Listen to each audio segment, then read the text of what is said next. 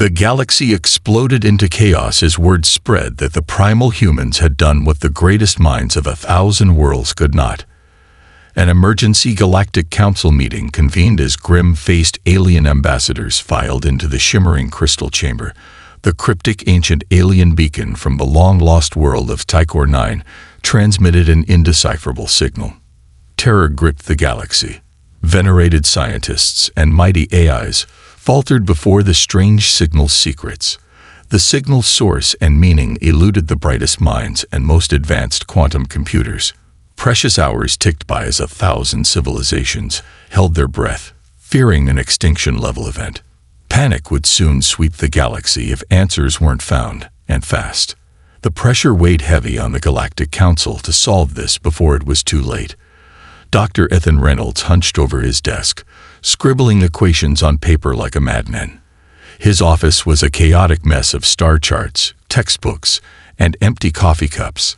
He muttered to himself as he worked, oblivious to the world outside his calculations. A loud knock on the door jolted him out of his frenzied state. Ethan blinked, taking a moment to remember that reality existed. He stumbled over to the door and yanked it open, revealing a tall, muscular man in a black suit. The man's stone-faced expression made it clear that he wasn't here for a friendly chat. "Dr. Reynolds," the man said, "I'm Agent Marcus Johnson. I need you to come with me." Ethan stared at him dumbfounded. "I'm sorry." "What?" "I'm in the middle of some very important research. I don't have time for this. Isn't a request," Agent Johnson interrupted. "Your expertise is needed for a top-secret mission, one that could determine the future of humanity." Ethan's curiosity was piqued. He had always dreamed of making a groundbreaking discovery, of being part of something bigger than himself, and if the government was involved, it had to be important. "All right," he said, grabbing his coat. "Lead the way." Agent Johnson led him to a nondescript black car waiting outside. They drove for hours, the city giving way to empty countryside. Finally, they arrived at a heavily guarded facility in the middle of nowhere. Armed guards patrolled the perimeter, and security cameras watched their every move. Inside, Ethan was introduced to the other members of the human delegation. Dr. Olivia Chen, a woman with a sharp gaze and an even sharper mind, was a renowned computer scientist. Dr. Alexander Novak, a man with a salt and pepper beard and a twinkle in his eye, was an expert in ancient civilizations. They were led to a briefing room where a stern-faced military official waited for them. "Thank you for coming on such short notice," he said. "We have a situation that requires your unique skills." He explained the mysterious signal from Tychor 9 and how the greatest minds in the galaxy had failed to decipher it. "We believe that you three may be our best hope," he said. "You will be joining the Galactic Council's joint task force representing humanity in this endeavor." Ethan's heart raced with excitement. This was the opportunity of a lifetime. A chance to prove that humans were just as capable as any other species in the galaxy. "We won't let you down," he said, speaking for all of them. "We'll show the galaxy what humans are made of." The official nodded. "I hope so. The fate of the galaxy may depend on it." As they left the briefing room, Ethan turned to his new colleagues. "Well, it looks like we have our work cut out for us," he said with a grin. "Let's get started." The Joint Task Force's ship touched down on the barren surface of Tychor 9, kicking up clouds of dust that obscured the view from the cockpit windows. As the dust settled, a colossal structure came into focus. It towered over the landscape, a behemoth of alien architecture that seemed to defy the laws of physics. Ethan stepped out of the ship, his boots crunching on the rocky ground. He shielded his eyes from the glare of the planet's twin suns, squinting up at the imposing structure before him. It was unlike anything he had ever seen, all smooth curves and impossible angles. The rest of the team emerged behind him, each carrying their own specialized equipment. Dr. Chen had a portable quantum computer strapped to her back, while Dr. Novak carried a bag filled with ancient texts and translation matrices. Ambassador Zortex, the leader of the Galactic Council's delegation, strode past them, his four eyes narrowed in determination. "Let's get to work," he barked, his voice echoing off the alien walls. Inside the structure, the team set up a makeshift base camp. Each species claimed a corner of the cavernous chamber, setting up their equipment and getting to work on decoding the signal. Days turned into weeks as they labored over the problem. The humans huddled around their computers, running simulations and analyzing data. The other species worked in their own ways, using advanced technology and esoteric knowledge to try to crack the code. But despite their best efforts, no progress was made. The signal remained as inscrutable as ever, its secrets locked away behind an impenetrable wall of alien mathematics and language. Tensions began to rise among the different races.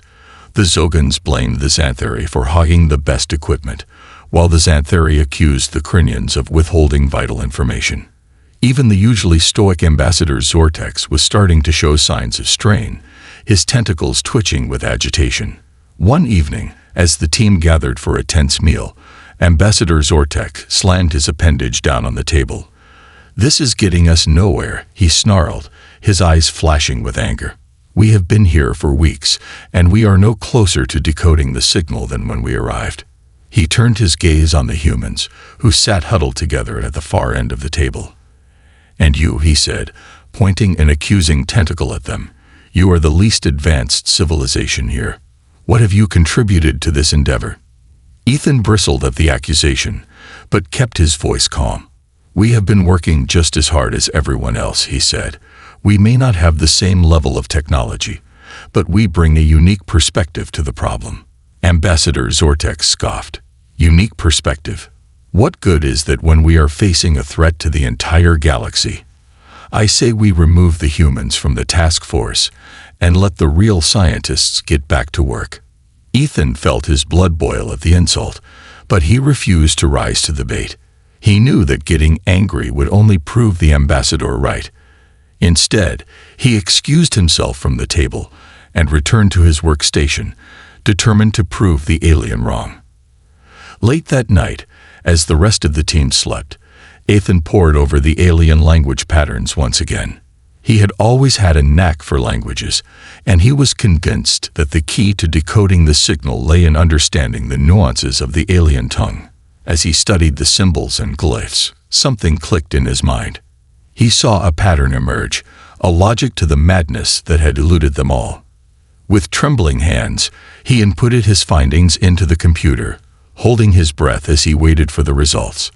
The screen flashed green, and Ethan let out a whoop of joy. He had done it. He had cracked the code. Excited beyond measure, he raced out of his corner of the chamber, eager to share his breakthrough with the rest of the team.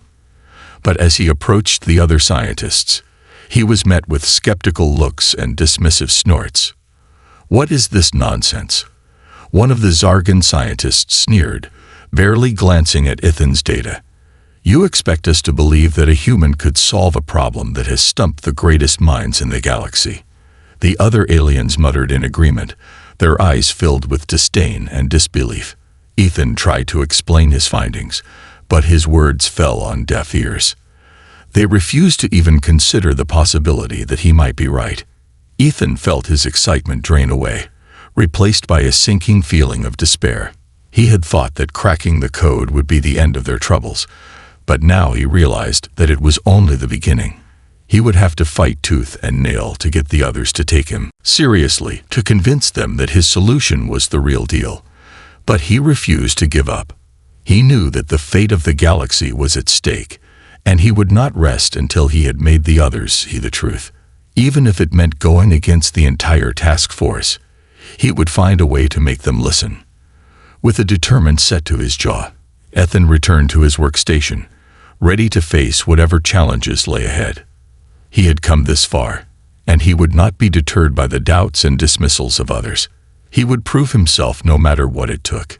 Ethan paced back and forth in the cramped confines of the human team's quarters, his mind racing with frustration and determination.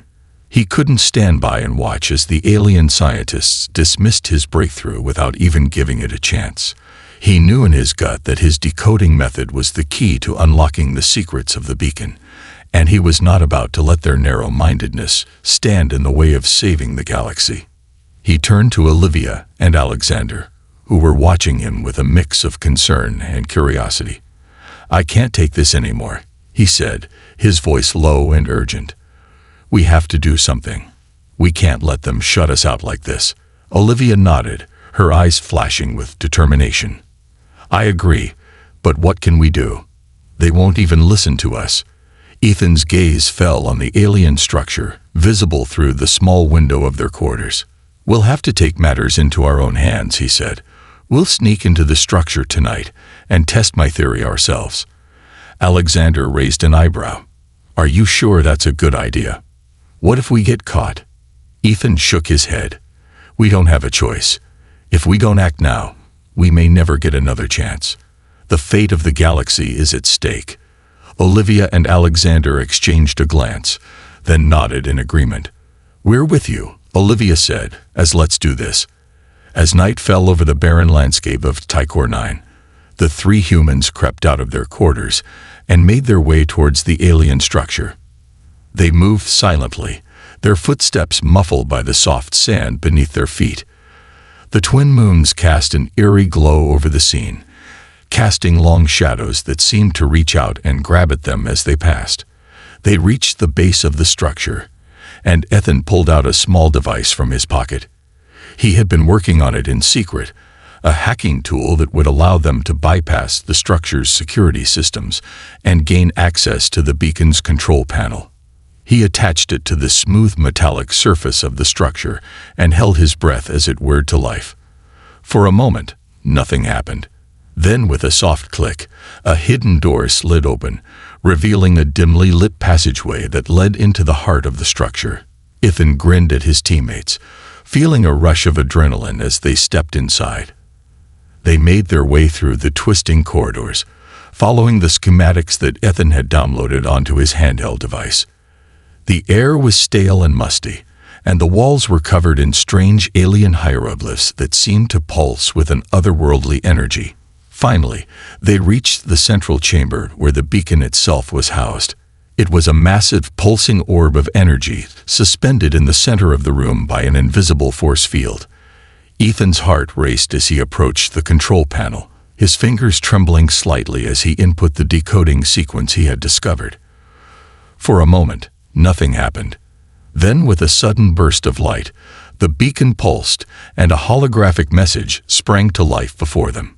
It was a warning left by an ancient alien race of a cosmic catastrophe that threatened to destroy the entire galaxy. The message spoke of a powerful defensive weapon capable of preventing the disaster and provided instructions on how to construct it. Ethan's eyes widened as he absorbed the information, his mind racing with the implications. "This is it," he breathed. "This is what we've been looking for." He turned to Olivia and Alexander, who were staring at the hologram in awe. "We have to download this information and get it back to the others," he said.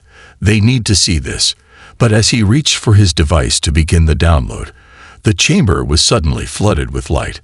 Ambassador Krylak and a team of armed security personnel burst into the room, their weapons trained on the humans. "Step away from the control panel," Krylak barked, his eyes flashing with anger.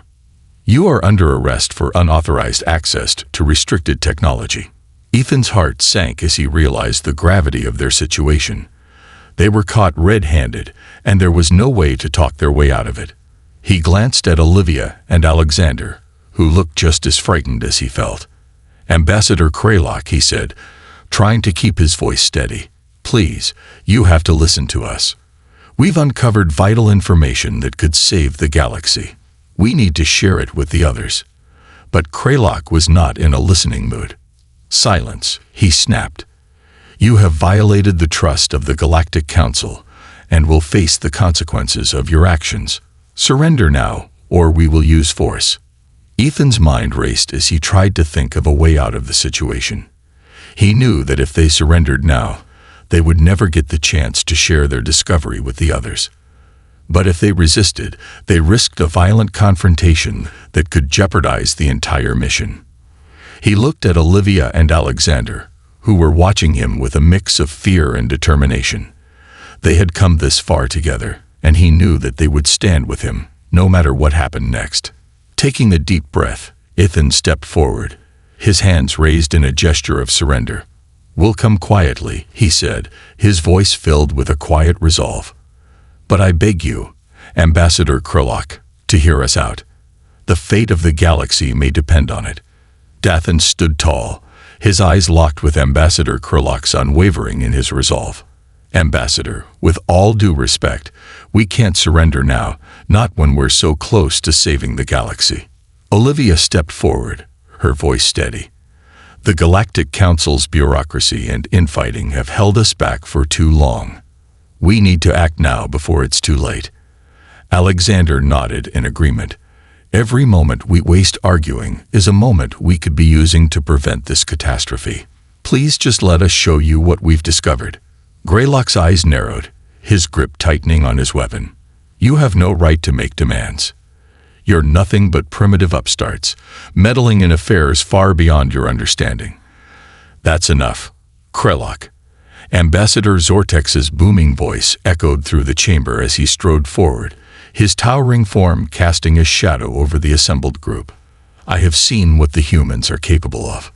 They have done what none of us could. They have decoded the signal." Krulok's eyes widened in surprise, but he quickly regained his composure. "That's impossible. No human could have solved a problem that has stumped the greatest minds in the galaxy." Zortex fixed Krulok with a piercing stare. "And yet they have. I have witnessed it with my own eyes. We would be fools to dismiss their findings without even hearing them out." He turned to the other council members who had gathered behind Krulok. "My fellow ambassadors, I implore you to listen to the humans. They may be young and inexperienced compared to our ancient civilizations, but they have proven their worth time and time again. We cannot afford to let our pride and prejudices blind us to the truth." There was a moment of tense silence as the council members exchanged glances, weighing Zortex's words. Finally, one of them stepped forward, a tall, slender being with iridescent scales. "Ambassador Zortex is right. We must put aside our differences and work together. If we hope to survive this crisis, let us hear what the humans have to say." Krulok's jaw clenched, but he lowered his weapon.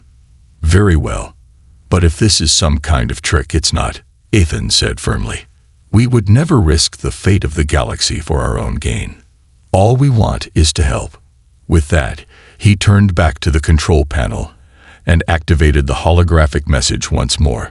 The council members watched in stunned silence as the ancient alien's warning played out before them, detailing the impending cosmic catastrophe and the defensive weapon that could prevent it. As the message faded, the chamber erupted into a flurry of activity. The council members began to argue and debate, their voices rising in a cacophony of fear and urgency. "We must act immediately," one of them said. "There's no time to waste. For how can we trust this information?" Another countered, "What if it's a trap?" Zortex's voice cut through the chaos like a knife. "Enough. We have seen the evidence with our own eyes. The humans have risked everything to bring us this information, and we would be fools to ignore it. We must put aside our differences and work together to construct this defensive weapon. The fate of the galaxy depends on it." The council members fell silent, the weight of Zortex's words sinking in. Finally, Krulok stepped forward, his expression grim. "Ambassador Zortex is right. We have no choice but to trust the humans and work together. The fate of the galaxy is at stake." Ethan felt a rush of relief and gratitude as the council members began to nod in agreement. They had done it. They had convinced the Galactic Council to listen to them and take action. As the meeting adjourned and the council members began to disperse, Zortex approached the human team, his expression one of respect and admiration. "You have done a great thing today," he said. "You have proven that even the youngest and most primitive of civilizations can make a difference. The galaxy owes you a debt of gratitude." Ethan smiled, feeling a sense of pride and accomplishment. "We couldn't have done it without you, Ambassador Zortex. Thank you for believing in us." Zortex nodded, his eyes twinkling with amusement. "I have a feeling that this is only the beginning of your adventures, my young friends." The galaxy is a vast and wondrous place, full of mysteries and challenges. I have no doubt that you will rise to meet them all." With that, he turned and strode away, leaving the human team to bask in their victory. They had done the impossible. They had united the Galactic Council and set in motion a plan to save the galaxy, and they had done it together as a team. Ethan turned to Olivia and Alexander, his heart swelling with pride and affection. "We did it," he said softly. "We really did it." Olivia grinned, her eyes shining with excitement. "And to think this is only the beginning. Who knows what other adventures await us out there in the galaxy?" Alexander chuckled, his expression one of wry amusement. "As long as we stick together, I have a feeling we can handle anything the universe throws at us." Ethan nodded, feeling a sense of purpose and determination. They had a long road ahead of them, but he knew that with his team by his side, they could face any challenge and emerge victorious. The fate of the galaxy was in their hands, and they would not let it down. You have reached the end of the story. If you enjoyed this story and want to support us, please leave a like and subscribe to our channel. And for every comment that says 88, I will heart every single one of them. Thank you for your time.